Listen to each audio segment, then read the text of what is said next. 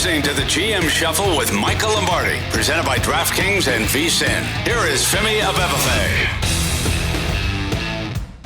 Welcome to another edition of the GM Shuffle with Michael Lombardi, presented by DraftKings and VSiN. I'm your host, Femi Abebefe. As always, make sure to subscribe, rate, and review wherever you get your podcasts. Our producer, Elliot Bowman, with us on the ones and twos. And Michael, we continue our series of talking to cool and knowledgeable people about the sport that we love, and that is football. And a really special guest joining us here on the pod today, none other than Indianapolis Colts general manager Chris Ballard. I mean, our producer Elliot is a big Colts fan, hashtag for the shoe. So this is a pleasure for us to have you, Chris. Thanks for hanging out with us. No, thanks for having. I don't know if I fit under the cool category, but I am definitely a general manager. Well, I'll tell you this, Elliot, he doesn't second guess you like Big Daddy does poor Good up in Green Bay. So you got to feel good about that. You know, Elliot. Keep believing, Elliot. he's fist. Right, you can't see him, but he's fist pumping. I want to start with the January 6th game where you lose to Houston, but you know it almost was like your team really had come together at that point. You know, that was the best game for Jonathan Taylor. I know you didn't make the throw in the flat. Minshew only had 13 completions. But what about that game was it that led you to believe to re-sign most of your team and add, obviously, your star quarterback Richardson to another level? Yeah, I think one of the big things, you know, it was a heck of a football game. And I thought both teams were playing both Houston and us were playing really good football. And I thought the winner of whoever won that game was going to be able to make some noise in the playoffs. It's very similarly the way we're built defensively. And, you know, a lot of the guys we signed back on defense, and we gave up an explosive, you know, the first play of the game to where you know, CJ made a hell of a throw on a deep ball. And, you know, we played a quarter. We should have had the kid double. We didn't get him doubled, and, you know, they make a play. But after that, you know, we played really good defense throughout the game. And look, hands off, you know, you got to commend Stroud because he played just tremendous and he made star player plays. You know, he made the unique plays that very few people had, and we didn't. But the guys that we decided to re-sign, and when you started matching and looking at the market in comparison, we didn't think there was enough of a difference for us not to go back with the guys we know. And look, I know a lot of times people always want change. I mean, that's the easiest thing to do is they see the shiny car, you know, on the other side. But a lot of times the players, you know what they are, who they are, you know what type of teammates they are, you know what the kind of work they're going to put in. And that kind of continuity, I thought as we were building, especially over the second half of the season, will bode well for us this year. I guess to piggyback off of that game, does that give you the confidence that saying, hey, we're on the right track? It didn't work out for us this season. We came up just short, but we are on the right track. Let's continue moving forward. Oh, there's no doubt in my mind we're on the right track. I mean, but Femi, how many GMs would sit here right now and say, you know what? No, we're fucking not on the right track right now. I mean, of course I'm going to say that. Let's pull it around. But I do believe that. Look, the game starts up front. I don't care. I will go to my deathbed believing that. And of course you got to have playmakers, but if you can't rush the passer and win with your defensive line and control games with your D-line and O-line, you're going to struggle deeper into the season. And when you get into November, when I really believe it starts to show up, November, December, January, when you're good up front, you're going to have a chance to be in it. And I feel like those are two real strengths for us. So you're sitting in the draft and you talk about up front, right? And everybody knows you know, your scheme needs to have 4 really good pass rushers and you have them inside. You're sitting there and it's the weirdest draft we've ever been a part of in my career where there's no defensive players coming off the board and every quarterback's getting picked before you even pick, which you could have never predicted. What were you thinking during that? And were you believing that you're going to get the guy you wanted at your pick with nobody getting in front of you?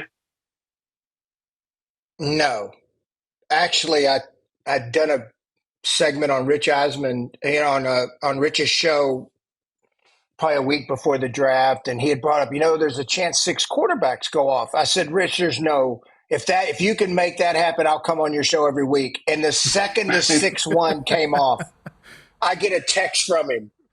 And I'm like, there's no way 6 quarterbacks are going to come off. But look, you can't. I mean, that's why I don't read much. I mean, that's why I don't pay much attention to what.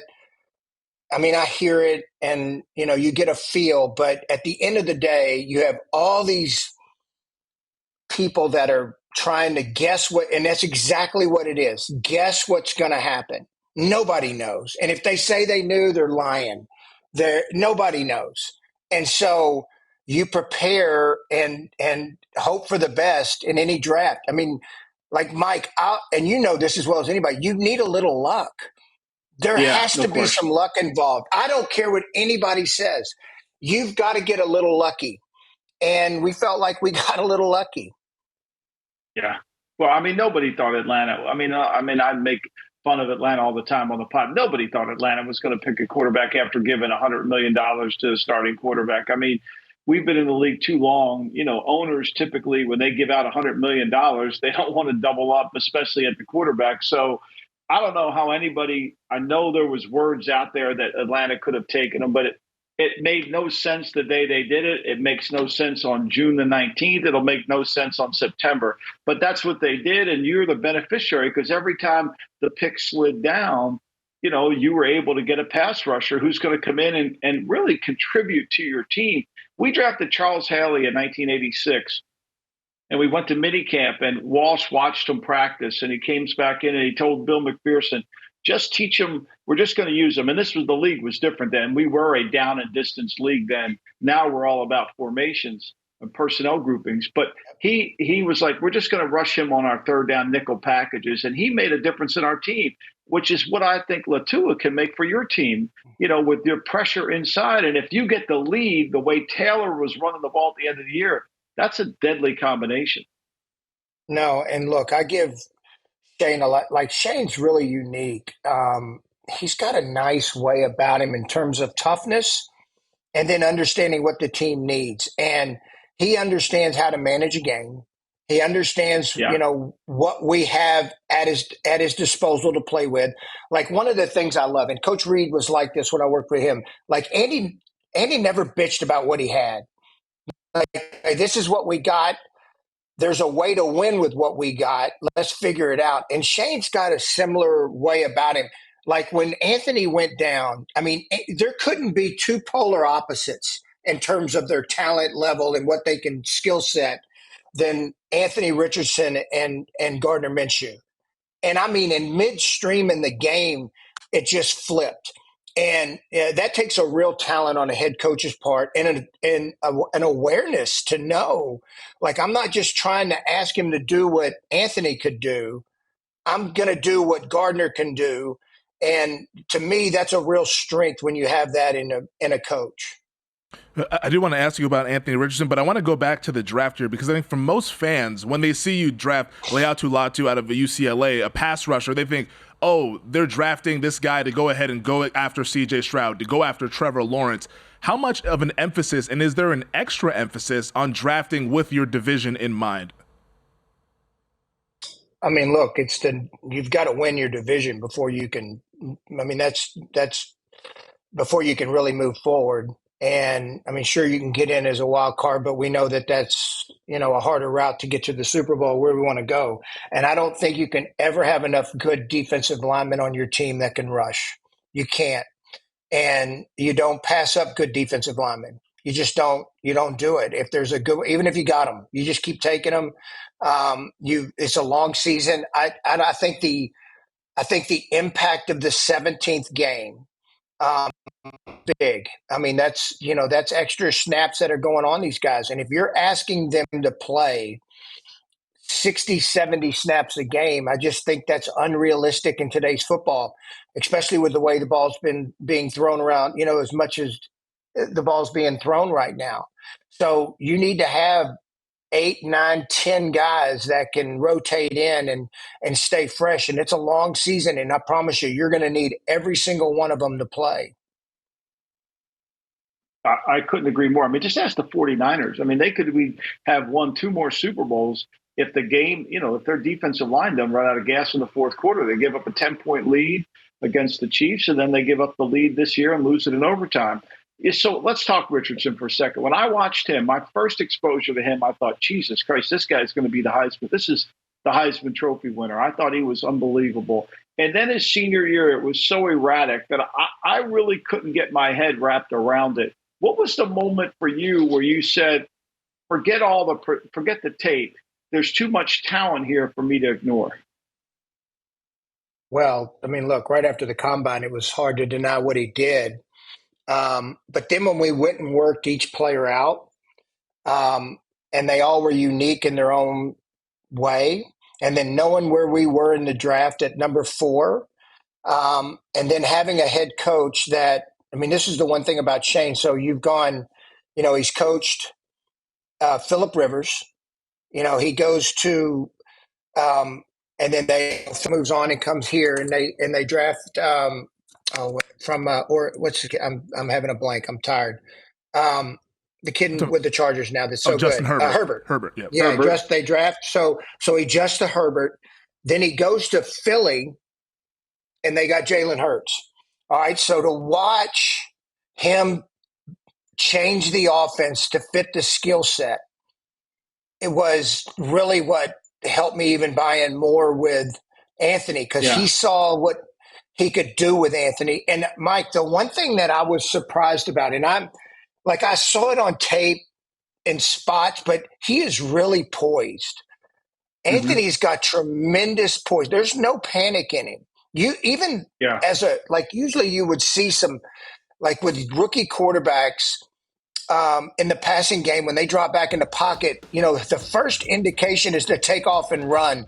But that's not Anthony. This guy's a passer. And look, he's got development, and it's not, I've almost got to slow the people's roll down right now that he's not, this is still, he only played 4 games, and he's still going to be learning.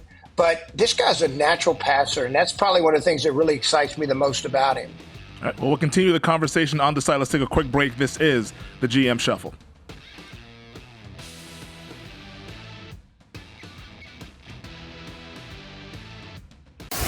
You're listening to the GM Shuffle with Michael Lombardi, presented by DraftKings and VSiN. Here is Femi Abebefe. We're hanging out with Indianapolis Colts General Manager Chris Ballard here on the GM Shuffle. We're just talking about Anthony Richardson in the last segment. I just wanted to ask, just straight up, how's he doing? I know he's recovering from the shoulder surgery, obviously missed quite a bit of time last season, which was unfortunate. We were all excited about him here on the pod just to see all that talent come to fruition. But how's he doing? What's the expectations for training camp? Is he on a pitch count? Is he a full go? I'm sure Colts fans are wondering and hoping for the best. No, he'll be full go. He was full go all the way up until the last day of OTAs. And we had 2 heavy throwing sessions the 2 days before. And so we backed off a little bit the last day. And of course, which sends up, anytime you talk about a shoulder in this city, there's some scars that everybody has. So, but he'll be good to go come training camp. Let's go back. I want to talk about the Alex Smith year when you were in Kansas City with Andy. I don't think people appreciate Andy's player development enough. So I can remember you coming back from trips and Brett Veach and everybody falling in love with Mahomes, right? Which you guys did a great job of keeping that secret. So when you drafted Mahomes, you knew he was the guy. How did Andy keep the organization from reacting to wanting to play Mahomes, even though, was he ready or was he not ready? That's probably, so I was gone already. I'd left. So I did a lot of scouting on Pat, and then I left. I took the job here in 2017. But I do know this, that they were, because Alex is one of the best teammates I've been around. Right. And just an incredible human being, incredible teammate. His ability and his work ethic to prepare for the game. There was no stone unturned with Alex. And I know that they thought if they could get a young quarterback, the one thing that I guess with Andy, he was every year we scouted the quarterback position hard. Like even when you have, like to me, to find one when you have one than it Right. is when you don't have one. Then that's when desperation starts to play in. And we scouted the position hard each and every year, and he wanted, and what a better guy to learn under than Alex Smith. I mean, a guy that prepares, who's humble, who's willing to share information, who's willing to really share what he's going through on a daily basis with that young quarterback. I know that was valuable. I know Kansas City will tell you that was valuable for Pat. Well, it's interesting because you mentioned how you were a scout with the Kansas City Chiefs, the Chicago Bears, with the Chiefs Director of Player Personnel. What is your job immediately after the NFL draft? Because I think a lot of fans would like to know, like, hey, like, what does the GM do at this time? How do you sort of assess the team and where it's out post NFL draft? And is it difficult to do that since the rookie camps, the mini camps, they're not really having pads on or anything like that? I guess, what do you do after the NFL draft and how do you go about doing it? Well, look, player evaluations are 365 days a year, and it never stops. Like the focus is on the NFL draft, but we're always looking and evaluating your team and how can we upgrade and how we get better. Now, I do think it's harder. I think the OTA mini camp off season is important for your players to get in great shape, to learn the system. I struggle evaluating with no pads on. It's not football. It's one of the things that it's great in terms of knowing, okay, giving you at least a baseline of what you think you might be and where some areas where you need to make sure you're aware of. But until we get to training camp and get the pads on, that's when the real evaluations start to take place. Players change when the pads come on. Like it's mind-boggling to me that if you think you can evaluate an O lineman or D lineman without the pads on, you can't evaluate a running back. It's impossible. I mean, he's going to look good, but until you get the pads on, you can't evaluate. But Femi, it's 365 days, and you're looking at all points of how you're going to. Like, I think one of the things that gets missed is like you can find great players. It doesn't have to just be in that 3-day period of the draft. I always feel that like one of the greatest player acquisitions time, and I know Mike talks about this all the time, is the cut down. Like you've got this influx of players that hit the street that a lot of them are good players, and our pro staff does a tremendous job identifying, and we spend a lot of work on that because one, all right, it might not even be a guy you claim, but you can claim. We claimed Kenny Moore back in 17, who ended up who's one of the better nickels in the league. And also your practice squad, guys that you can get on your practice squad. Those 16 spots are valuable. They're not just bodies out there for practice. No, these are guys that we want to be able to go to first when shit hits the fan and we need a guy to play and plug a hole for a week or two and hold the fort. So it's like it never stops. You never stop thinking about the roster. You never stop thinking about your depth and areas where you're gonna need to add players. That's 365 days. There's never a point when we're not thinking about it. You know, Walsh used to say all the time that, you know, the league gives you extra fifth, sixth, seventh round picks. You just got to take advantage of them. And you guys are very proactive in that area in terms of doing that because you're not going to hit on all of them, but you're going to find a way to, when you improve the bottom of your roster, you start to improve the top of your roster. So what is going to be this kickoff rule to me is fascinating. I know some teams are thinking about using a positional player to kick off to give them the 11th tackler. What have you thought about in terms of roster construction and how are you going to handle the kickoff rule, the new kickoff rule? Well, look, I mean, I'm kind of like everybody else. It's a little bit of wait and see mode. And where the problem, like to me, where I'm a little concerned is what you're going to see is a lot of line drive kicks. I'm a little concerned it's going to end up being an ugly play. I don't know if we gave our kickers enough credit for being able to line drive a ball and then make it a difficult ball to catch for the guys down there fielding it. And so it's going to be really interesting. And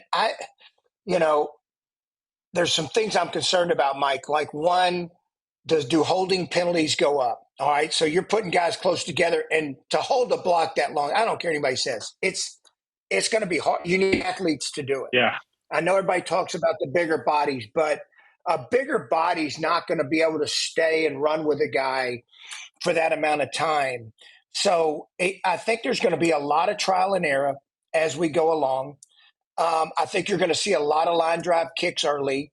And one thing I'm going to be interested in is how many teams just say screw it and kick it and give the ball at the 30-yard line. Just say, you know what? Yeah. I'm kicking it out. We'll just take the ball at the 30. So what? 5 yards. We'll just deal with it. It's going to be an interesting evolution. Look, the good thing is we're getting the kickoff had become almost non-existent. And so at least we're adding a play that can be an exciting play. You're talking to somebody that was in Chicago with Devin Hester and was a part of Tyreek Hill in Kansas City. So the kickoff was a weapon for us. And hopefully we can find a way to make it a weapon. I think the returners are a little bit different now. It's almost, you've got to have a little make you miss, where on the old kickoff you wanted speed guys that could hit a crease, that had the courage to make one cut and hit a crease, where now it's going to be more of a punt return type player back there. Yeah, I think one of the things that we've talked about, Michael and I, is that how the onside kick now goes away. It's like you have to sort of wave the red flag saying, hey, we're gonna onside kick, get ready, everyone. Like the surprise onside is no longer an element in football, which I think was one of the more fun plays in football. But I guess, hey, if this means the kickoff is now a more exciting play, then I guess we'll see how it happens this fall. I do want to ask you, because I know that earlier— I think you'll see, Femi, I think you're going to see some adjustment as this thing goes along. And I don't think it's set in stone. And like that's going to be the interesting thing, Mike and Femi, how does this thing evolve as we move forward? I wanted to ask you about, because you've talked about this with the Indianapolis media, especially with A.D. Mitchell being drafted. You talked about it last year as well, about the perceived quote-unquote character flaws during the draft process. As a general manager, I guess, what work do you do to, I guess, find out whether this stuff is true? How often is it true? How often is it inaccurate? I guess, how do you balance that out in terms of building out your draft board and drafting players? Because we've talked about this quite a bit on this pod. Like sometimes there's guys that maybe have some checkered past, but as young individuals, I mean, nobody in this world is ever perfect at that age. How do you balance that out when you're trying to build a team? Look, we do a lot of work on character. Our guys do a tremendous job digging. And that's one of like I always tell them, I said, look, we'll get the talent right, but you have to get the character right. There's going to be, look, these are young men. They make mistakes. But if they're good teammates, all right, and they love to play, we'll help them grow. And even ones that make mistakes. Now, if they're selfish and Mike had brought up a point about not being self-aware of their issues, then that's a lost cause in my mind. But when you have a guy that one of the things I struggle with is we spend so much time tearing down 19, 20, 21-year-old kids with unnamed sources in the media. That just, I mean, why? Like, why? I don't understand where the benefit is in that. And I think if you go back in history and you look at some of the guys that have been ripped apart and tore down, some of them have been really successful. I went off the year before about C.J. Stroud with C.J., and people were killing him over a test. And I mean, he debunked that pretty quickly.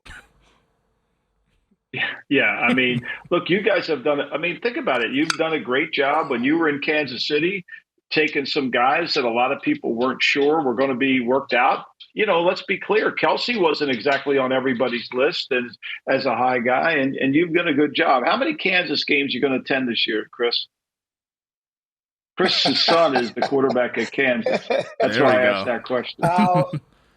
It's funny, Mike. So I have my oldest daughter's she's at Baylor, where she's a track athlete. I have Cole's at Kansas. I have another daughter that's a senior soccer player.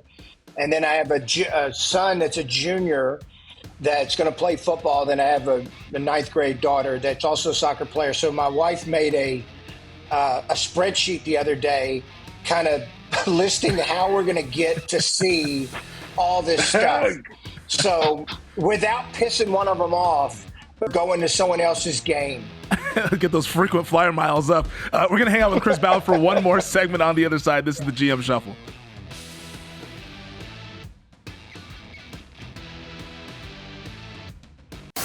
You're listening to the GM Shuffle with Michael Lombardi, presented by DraftKings and VSiN. Here is Femi Abebefe.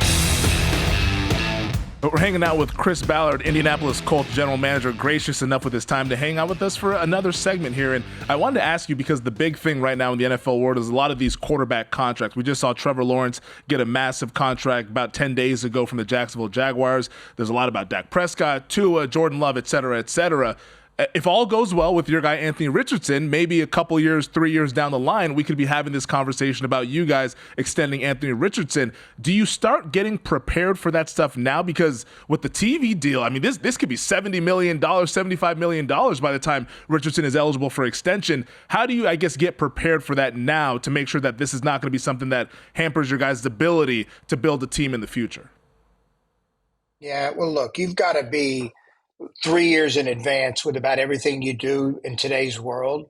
And especially with a quarterback contract, one, he's got to be, look, Femi, the one thing you never overplay a great player. You just don't. I don't care what anybody says. And at quarterback, if you know he's a great player, I promise you, whatever you pay him, he's going to play great and it's going to be worth it. I think one of the hardest things in terms of making that evaluation is you've got one and he's a good player, but he's not a special player, and he's wanting special player money. And that's where the struggle comes.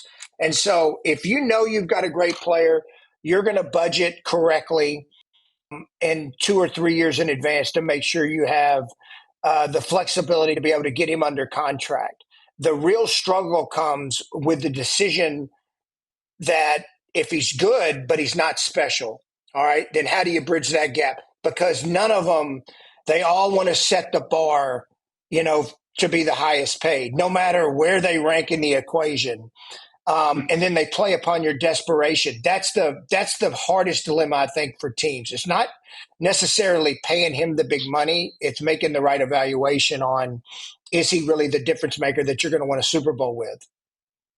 I think that's the hardest thing. I think if I were to sum up the career in sports, it's self-evaluation, understanding your team, and I think that's the hardest thing most teams do. We kid ourselves into thinking we're going to be better or this player is going to be on the come because we want to take a positive approach towards it, and I think to me that kind of goes twofold. Belichick was on the negative side, which was a good thing because you kind of force yourself to look. Walsh was similar in that way too. He was always probing, but I think sometimes when you misjudge your own guys and you overpay, you get trapped. And unfortunately, in this cap era, it really does. So who are you going to practice with this summer? And tell me about what you feel like you can get out of practicing with other teams.